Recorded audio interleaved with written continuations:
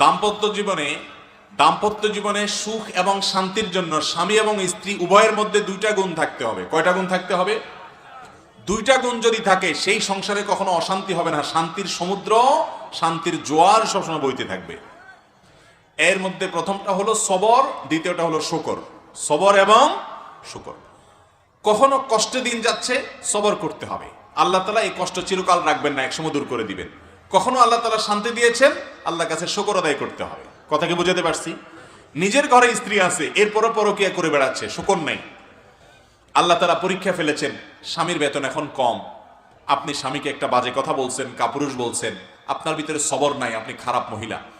একইভাবে আপনার স্বামী সে আপনার সব ভালো আছে, কোনো একটা জিনিস হয়তো নাই, যৌতুক পাই নাই আপনার বাবার বাড়ি থেকে, তখন আপনাকে একটা খারাপ কথা বলল, একটা বাজে কথা বলল, সেও ছোট লোক।